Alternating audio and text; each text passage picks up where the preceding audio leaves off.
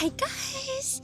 Hello! So I'm currently at the park called Park Monsuhi. It's one of my favorite parks in Paris, I would say, because it's relatively peaceful and quiet, and it's not full of tourists like Jardin de Luxembourg or Tuileries, which is like more famous among tourists. Here is like, I think it's more like a local park for locals to come. So it's very nice and peaceful, and right now with the wind it's so comfy. I just want to first share with you guys a good news. So yes, I found a job. I got accepted to a barista job at a coffee shop near Eiffel Tower, and it's actually like right after I finished making my previous videos I got accepted. So it's like, yes, finally. And it's a job that I want to do, like a position that I want to do, because instead of working as a server, I would prefer to work as a barista, because I want to like be able to make some things, you know, just like making drinks and making coffees and things like that. So I'm really excited. I'm gonna start the work this Friday, and I'm gonna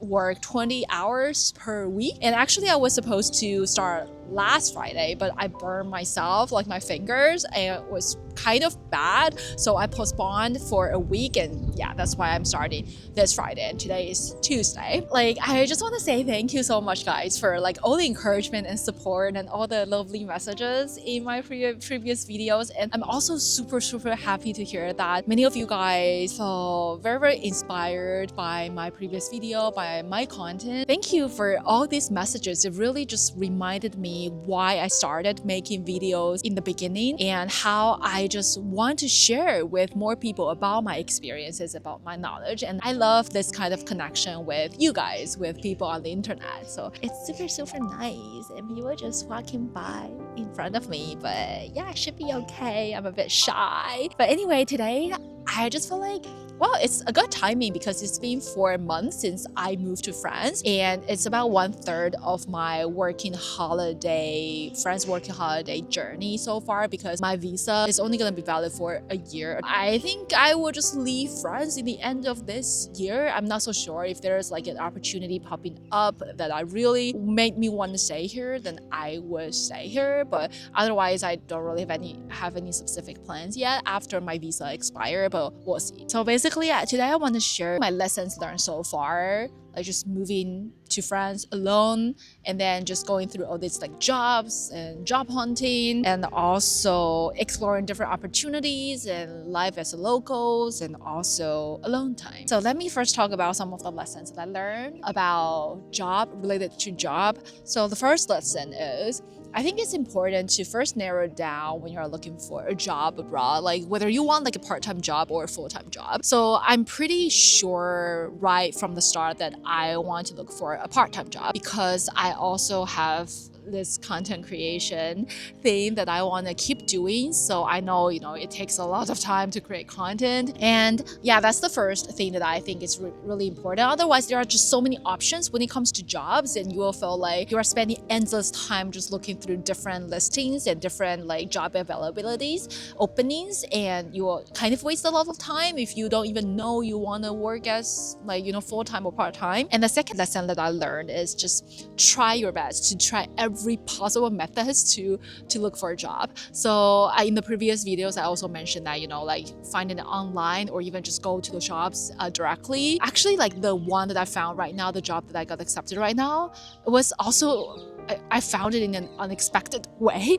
I actually just called them directly, asking if they are still hiring anyone, because I saw they're hiring someone online. But sometimes a lot of openings, they are just there and they already found someone, but they haven't taken it down. So I just want to call and make sure. And then just during the call, the lady already said that just based on the resume that I sent to her, she thinks that I'm like pretty qualified. So yeah, so actually at that time I already like kind of have a 50% chance of getting in. And then after I did the interview, the essay, I got accepted. Yeah, so you know, just try every possible methods you can think of, whether just calling, going in person, or just like messaging them on Instagram. I also think messaging like those shops that have Instagram account is also a pretty good way to at least know if they are still hiring anyone, to make sure that you are not just wasting your time. So just try every possible methods you can think of, even if you think it's not gonna work out. A lot of times, the method that you think are not gonna work out, it eventually actually work out. You know, that's the thing. The third lesson that I learned is I think it's better to start identifying what you enjoy and what you want to gain from a job than look for rules that matches those qualities. I hope that makes sense. So for example, in my case, I really want to interact with people because I want to practice my French. And also I want to be able to make something, just like make a product. It's not like, just sitting in front of computers and dealing with a lot of data. Not something like that. I would want to actually make something that I can touch, like a physical thing. Just like based on all the characteristics that I want, I try to find roles that matches those. So that's why barista come as an option. And the fourth lesson that I learned is it's really important to just be open-minded to explore different kinds of jobs. So at first, like barista wasn't something on my mind because I didn't really have like a lot of experience in it, and plus I wasn't good at making coffee. So I was like, yeah, I didn't even know that I could find a job as barista. But a friend of mine just like mentioned it to me, saying that why not try to apply for a job as a barista? And I was like, oh, at that time I was like, nah, I don't think I could do that. I don't think I could get accepted. It would be difficult for me without any prior experience, without much prior experience. But like I think at least at that time, like I stay open-minded, and I'm really glad that I stay open-minded at that time because I think it's quite ideal. It matches basically all the characteristics I want from a job. It's basically like someone paying me to learn, which is amazing. The last lesson that I learned related to job is about it's important to just trust your own skills and don't settle easily. I think it's very easy when you are looking for a job to eventually become very desperate, especially if you're a foreigner. Then we all know it's gonna be very difficult to find a job because of language barrier, because of cultural differences, because of a lot of different reasons, and you are not familiar with the job market there, and just a lot of things. If you are not like, just absolutely running out of money, and you cannot even survive and eat, if it's not like that, I would really suggest to just be patient a bit more and try your best to put most of your energy into looking for the positions that you would really want to work at. Let's move on to the next part, which is life as a local here. The first lesson that I learned, it's not really like a new lesson. It's always like that. Living here versus traveling here is just so freaking different. Traveling here, you're like in a very happy mood most of the time, I would say, and then you can just like eat at a restaurant because it's just during a short period of time, so why not just spend some money and then just go visit a lot of different tourist spots. But when you're living here, you're like let me tell you something that is just so crazy. Like for the past month, I rarely went out. I only kind of stay in my neighborhood and just came to the park. I don't even eat out at all because I need to save money. You are starting to do a lot of calculation, especially when you are not like rich in Paris. Paris is a very expensive city, so in order to live here, in order to survive here, and of course, like I think I should balance better in between just enjoying my life in Paris. Like I'm already here, so why not just go out and enjoy the city a bit more?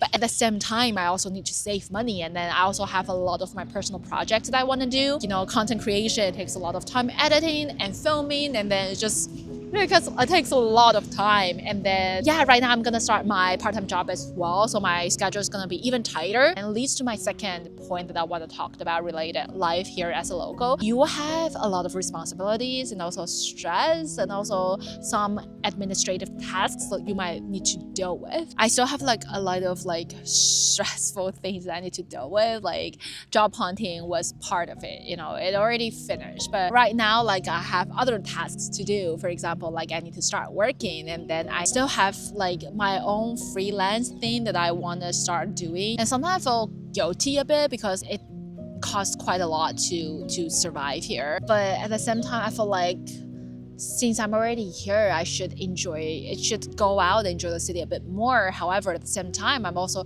very busy with a lot of things that I need to do. So I don't know, I think it's just my thing that I really need to handle it better, maybe time management and also energy management and things like that. The last thing about like life here as a local, it's also about when you're living at a place for a longer period of time, you just inevitably will run into challenges, and one of the challenges is like health related. Sometimes it's just hard not to get sick sometimes. And for example, like for me, like I burn my own hand, it's also like health related kind of crisis. And then it also takes time and energy to take care of yourself. And when it's like health related, you got scared as well. The next part is about exploring opportunities. I think one of the main reasons like I came here, of course, like the biggest reason was because I want to go ski. But another very, very important reason is also I want to intentionally put myself in an uncomfortable environment, in an uncomfortable situation. And so that a lot of challenges will just come to me. And then I will have the opportunity, I kind of force myself into this kind of situation where I just have to deal with them myself. This is how you grow as a person when you are tackling challenges. And then another very precious thing to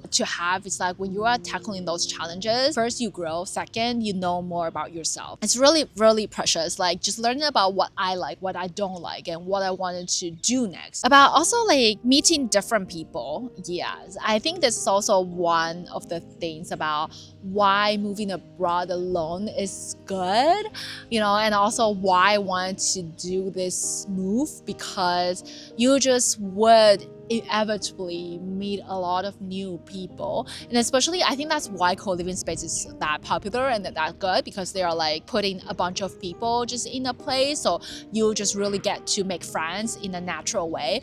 But right now I live alone and I don't really have any friends in Paris, and I don't just not really, I wasn't really socializing at all the past month because I was so into just finding a job. But right now, I think I really need to jump out of my comfort zone again to try to join some meetups and then try to maybe find some gatherings on social media. We'll see. I'll share with you that part later in other videos because I haven't even started yet. But today I'm going to a meetup among freelancers, so I'm quite looking forward to it, and we'll see how it goes. I don't know. We'll see. I'm a bit nervous. And lastly, I want to talk about alone time. So the thing is, when you're abroad alone and then you don't really have a group of your friends circle already, you do spend a lot of time alone. That's my case. I spend a lot of my time alone. And I actually, as an introverted person, I actually like alone time a lot. Those time really pushed me to think through what I want to do in my life, to think about a lot of things, and then to just reflect about a lot of things. That's why I can create this much of content, because I reflect a lot, I guess.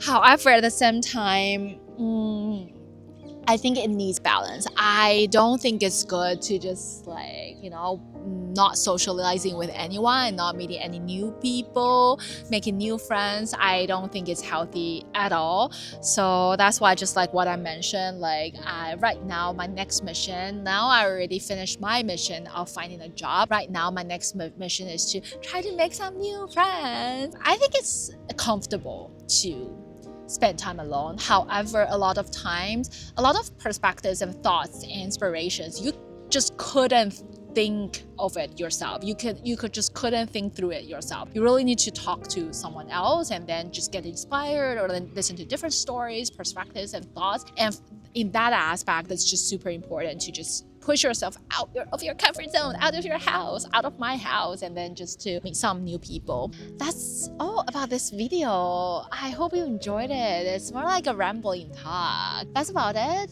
I just want to share with you guys some of the lessons that I learned moving abroad alone, and then after 4 months here in France. Just let me know if there's any specific topic that you would want me to talk about, or things that you want to know. Anyway, that's about it. I'm so hungry right now. I need to go back and cook and eat my lunch. Thank you guys for watching this video, and I'll talk to you very soon in the next video. Okay, bye bye.